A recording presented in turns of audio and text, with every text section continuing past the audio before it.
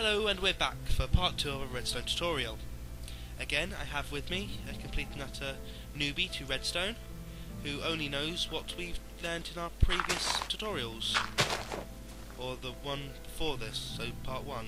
But yeah, so we've looked at the basics of redstone, how to lay it out, how to use repeaters. So now we should probably move on to something a little more advanced.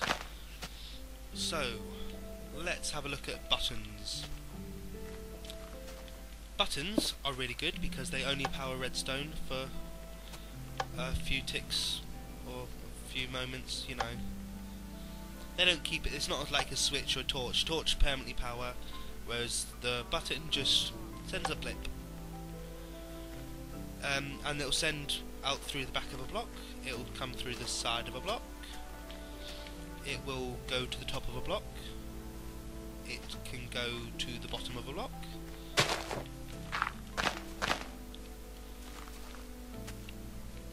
so it'll pretty much power in every direction. We don't need that one on there, but it'll power in any direction from anywhere.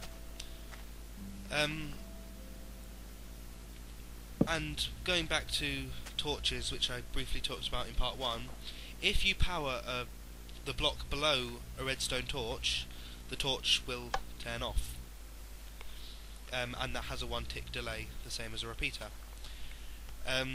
So that's just a useful fact to know for future reference. So if you wanted to turn this torch off over here, you couldn't just take the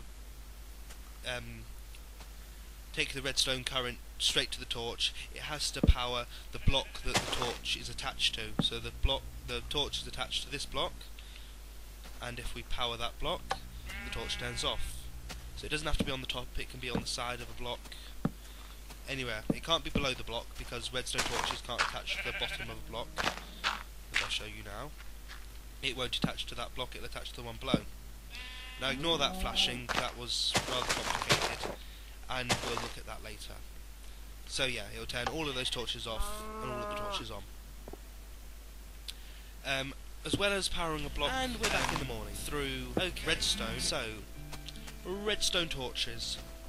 If you put them on top of a block, they don't power the block below them. They only power either blocks next to them or blocks on top of them.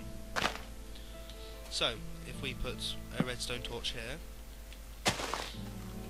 it's not going to send the current out because it will only power redstone and the so if you want to power it, it has to be on the same level or above. So redstone torches, if I was to put a block on top of the torch, it will power the redstone on top of it,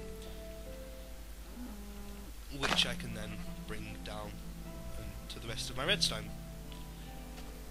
However, using stairs like this to move redstone from different levels is, you know, needed. You can't avoid it, but it can have its problems. So, for example, if I was to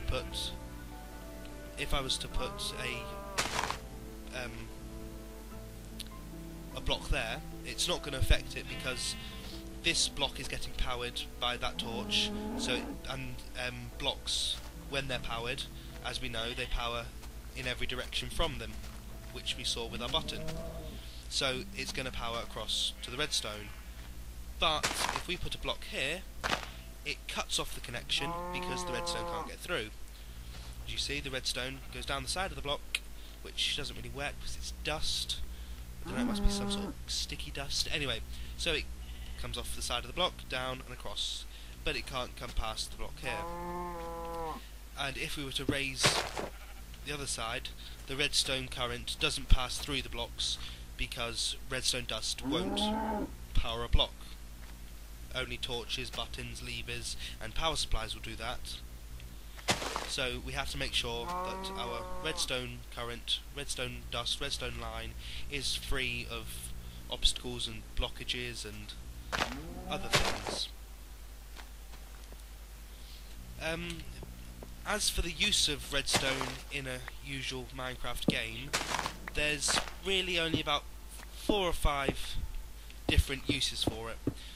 You can use it to power doors and objects just to make life easier, like using a pressure plate. Actually, why don't we come back to that in a moment and we'll look at pressure plates. So, pressure plates are either wooden or stone. Let's have a stone one just so we can see them. They're either wooden or stone. And all you have to do is stand on top of them and they power the redstone. Step off of them and they don't. And we'll show that works for both of them. So again, pressure plates power the block below them, and I don't think they'll pass. Yeah, they'll power redstone either underneath them or coming off of the block that they're attached to. So they're a good method of, you know, trip switches and automatic lighting and traps. They work really well for things like that. Oh yes, the uses of redstone. You can use them for powering doors and things like that. Or one other common use is for powering pistons. As you can see, this is a piston. When it's powered, it's up. When it's not powered, it's down. So that's often used to make things like hidden doors. So if we had that as our doorway,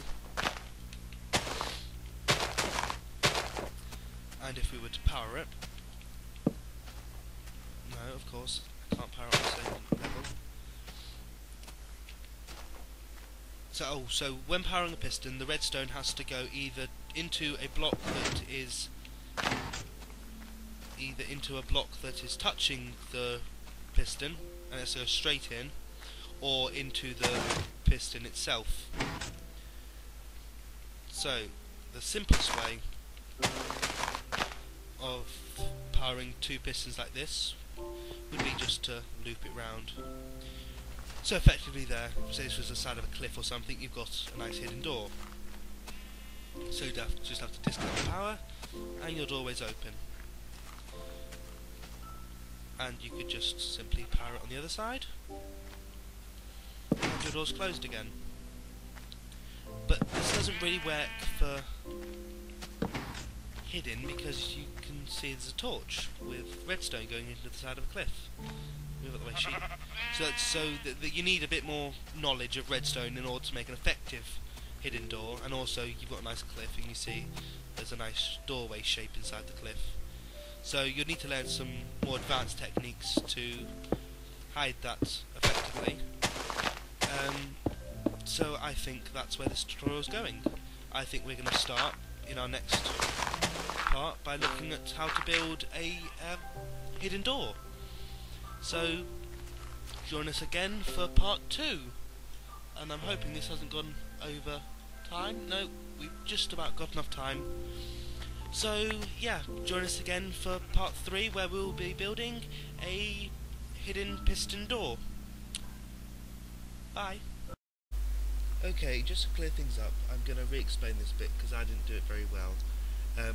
Yes, you need the redstone going into the piston, but if you just place redstone dust on top of this grass block I've just placed, then it'll power both pistons because it'll power the block below it and it's going straight into the top one. So there's no need to loop it round how I'm about to. In fact, the loop round that I'm doing now would power it without that lower level of power going into the bottom one, so this top one that I've just done would power both by itself. So yeah, I wasn't on the ball then, and that wasn't really the simplest way. In fact, technically we're powering the bottom one twice, so yeah, that could have been simpler. Anyway, I hope you all understand it. If you don't, then just message me and I'll redo it, so it's a little bit clearer. Anyway, thanks for watching, hope you enjoyed, and join us next time when we try to make a piston door that's hidden.